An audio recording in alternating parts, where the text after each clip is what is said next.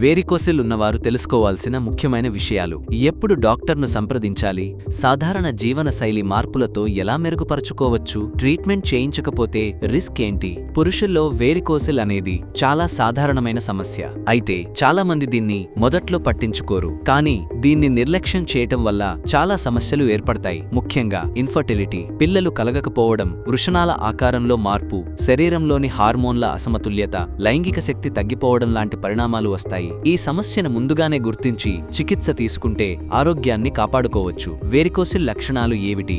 దీని కారణాలు ఏమిటి? ట్రీట్మెంట్ తీసుకోకపోతే ఎలాంటి రిస్క్ ఉంటుంది అనే విషయాలు ఈ వీడియోలో పూర్తిగా వివరించబోతున్నాం. కాబట్టి చివరి వరకు చూడండి. వేరికోసిల్ ఉన్నవారు ఎప్పుడు డాక్టర్ను సంప్రదించాలి? వృషణాల్లో తేలికపాటి నొప్పి నుంచి తీవ్రమైన నొప్పి రావడం, వృషణాలు సరైన సైజులో లేదా ఒకవైపు చిన్నగా అనిపించడంతో అసౌకర్యం కలగడం, వృషణాల చుట్టూ రక్తనాళాలు వాపు రావడం లేదా స్పష్టంగా కనిపించడం, స్పెర్మ్ కౌంట్ తగ్గడం, దీనివల్ల పిల్లలు కలగకపోవడం, లైంగిక శక్తి తగ్గిపోవడం, మానసిక ఒత్తిడికి లోనవ్వడం, తీవ్ర స్థాయిలో ఉన్నప్పుడు వృషణాల్లో ఒత్తిడి పడినట్టు అనిపించడం. ఈ లక్షణాల్లో ఏదైనా ఉంటే ఆలస్యం చేయకుండా యూరాలజిస్ట్ను సంప్రదించాలి.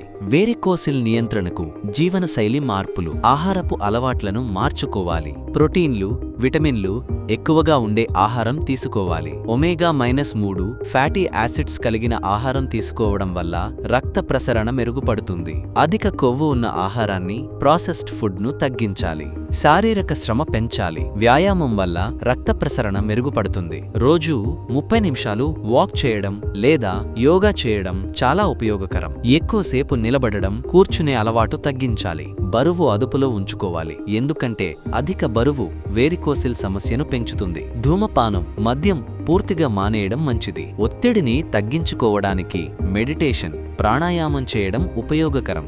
వేరికోసిల్ ట్రీట్మెంట్ చేయించకపోతే రిస్క్ ఏంటి? ఇన్ఫర్టిలిటీ పెరుగుతుంది.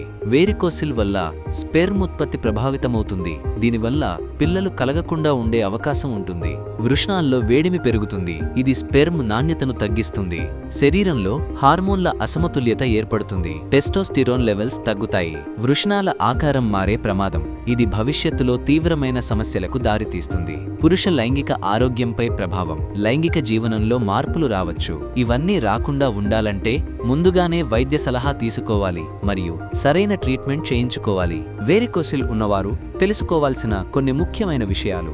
సొంతంగా మెరుగుపడదు. కొన్ని కేసుల్లో తేలికపాటి లక్షణాలు తగ్గినా దీన్ని పూర్తిగా నయం చేయడానికి వైద్య చికిత్స అవసరం. కేవలం వైద్య పరీక్షల ద్వారా మాత్రమే ఖచ్చితంగా నిర్ధారించుకోవచ్చు. స్క్రోటల్ డాప్లర్ అల్ట్రాసౌండ్ పరీక్ష ద్వారా వేరికోసిల్ స్టేజ్ మరియు తీవ్రతను అంచనా వేయొచ్చు.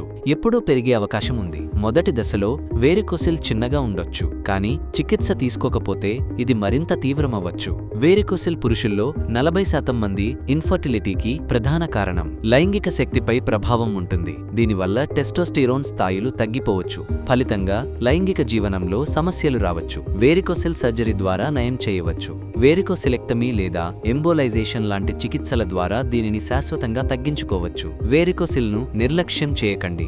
జీవనశైలి మార్పులతో సమస్యను తగ్గించుకోవచ్చు. మీకు లేదా మీకు తెలిసిన వారికి వెరికోసిల్ సమస్య ఉంటే ఆలస్యం చేయకుండా ట్రీట్మెంట్ రేంజ్ హాస్పిటల్ను సంప్రదించండి. మీ ఆరోగ్యం మీ చేతుల్లో ఉంది. ఈ వీడియో మీకు యూస్ఫుల్ గా అనిపిస్తే లైక్ మరియు షేర్ చేయండి. మీకు ఎటువంటి సందేహాలు ఉన్నా కామెంట్ రూపంలో మాకు తెలియపరచండి. ఇంకా ఇలాంటివి మరిన్ని తెలుసుకోవాలంటే మా యూట్యూబ్ ఛానల్ను సబ్స్క్రైబ్ చేయడం మర్చిపోకండి. ఆరోగ్యంగా ఉండండి, ఆనందంగా ఉండండి.